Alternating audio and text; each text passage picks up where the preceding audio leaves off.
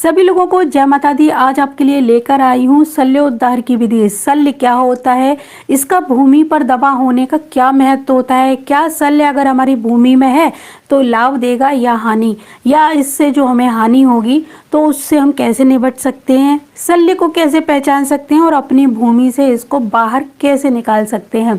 तो चलिए सबसे पहले जानते हैं शल्य क्या होता है। भूमि के अंदर जो पदार्थ नकारात्मक ऊर्जा उत्पन्न करता है वो शल्य कहलाता है, जैसे कि हड्डी, कोयला, राख, बाल, भूसी या फिर कोई ढांचा, ये शल्य की श्रेणी में आता है। ऐसी भूमि हमें कभी अच्छे रिजल्ट नहीं दे पाती, परेशानियां उत्पन्न करती है, धन हानि कराती है, रोग उत्पन्न कराती है और बहुत सारी परेशानियां होती हैं अगर हमारे भूमि के अंदर शल्य दबा हो तो। अब आपको शल्य कैसे पता करना है कि हमने जो प्लॉट लिया है उसके अंदर शल्य है या नहीं, तो मैं आज आपको पौराणिक विधि बताने जा रही हूँ, जो ना तो कोई मनगढ़ंत है ना मैंने खुद से बनाई है। ये वास्तु के पुराने जो ग्रंथ हैं उनमें से ही ली गई है कि आपको अपनी भूमि पर अगर शल्य ज्ञात करना है, यानी शल्य माने ये सभी चीजें जैसे हड्डी, कोयला, राख, भूसी। यहाँ पर एक बात और बताना चाहूंगी कि इनमें से जो शल्य होता है, जिसका हड्डी का या कोयले का, राख का, ये अपने अलग अलग प्रभाव देता है।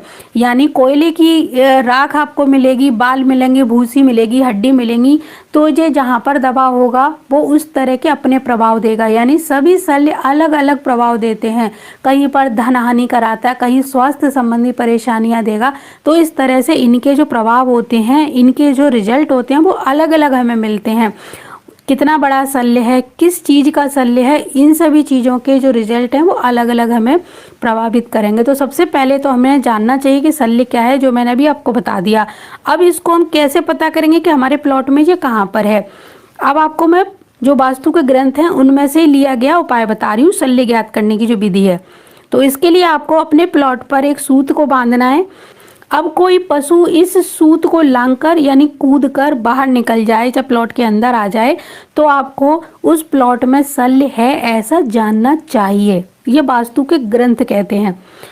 अब प्रश्न उठता है कि शल्य है कहाँ, हम ये कैसे पता करेंगे। तो ये भी वास्तु के ग्रंथ कहते हैं कि तो जिस प्लॉट को आपने खरीदा है उस प्लॉट पर जिस जगह यानी जिस स्थान पर गृह स्वामी खड़ा हुआ है, यहाँ पर शब्दों पर ध्यान दीजिए। आपने जो प्लॉट खरीदा है, सूत बांधने के बाद आप जिस जगह पर खड़े हैं उसी समय उसी जगह पर अगर कोई पशु इस सूत को लांघकर बाहर या अंदर जाता है तो उसी स्थान पर शल्य माना जाएगा जहां पर आप खड़े हैं।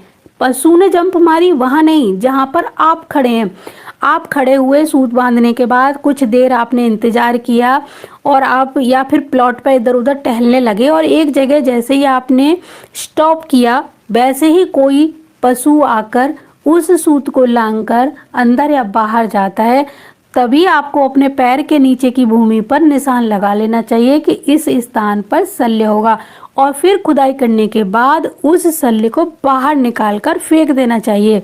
तो इस तरह से वास्तु के पुराने ग्रंथों में शल्य ज्ञात करने की विधि बताई गई है, जो प्राचीन है। मैंने वैसे इस विधि का कभी उपयोग नहीं किया है, आप इसको करके देखिए कि ये कितनी सही है। और आपके यहाँ पर अगर शल्य पता चलता है कि आपकी भूमि पर शल्य है तो इस विधि को जरूर अपनाइए। अगर आपको अपने प्लॉट पर सूत बांधने के कुछ घंटे तक कोई पशु पक्षी उस सूत को लांघकर जाता हुआ दिखाई नहीं देता है तो ऐसा मानना चाहिए कि आपके प्लॉट पर शल्य नहीं है। ये प्रोसेस आप आधा एक घंटे के अंदर अंदर करके देखिए। ऐसा नहीं कि सुबह बांधे और शाम तक आप उस प्लॉट पर ही खड़े रहें। शल्य ज्ञात करने की बहुत सारी विधियां हमारे पुराणों में दी गई हैं, उनका फिर से कभी डिटेल वीडियो बनाऊंगी कि कौन से शल्य का क्या प्रभाव रहता है, कौन सा शल्य हमें किस तरह से प्रभावित करेगा, ये सभी हम फिर किसी दिन वीडियो में जानेंगे। अब आपको क्या करना है कि शल्य निकालने के बाद उस भूमि को गौमूत्र छिड़क कर पवित्र करना है, गाय के गोबर से लीपना है, पंचगव्य का भी छिड़काव करना है और शल्य को निकलवाइए। गौवंश को उस भूमि पर छोड़ दीजिए 2-4 घंटे के लिए, उनको खाना पीना दीजिए, जिससे कि उस भूमि में जो शल्य की नकारात्मक ऊर्जा रह गई हो वो नष्ट हो जाए। तो इस तरह से आप शल्य पता कर सकते हैं और शल्य को निकालने के बाद उसमें फिर से सकारात्मक ऊर्जा भर सकते हैं।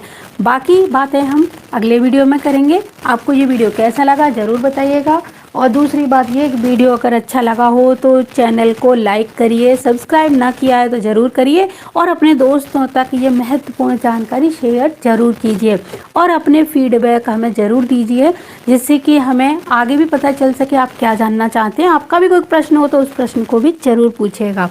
अगले वीडियो में मैं आपके प्रश्न को लेने की पूरी कोशिश करूँगी। तो जय माता दी, जय गुरुदेव और जय सिया राम।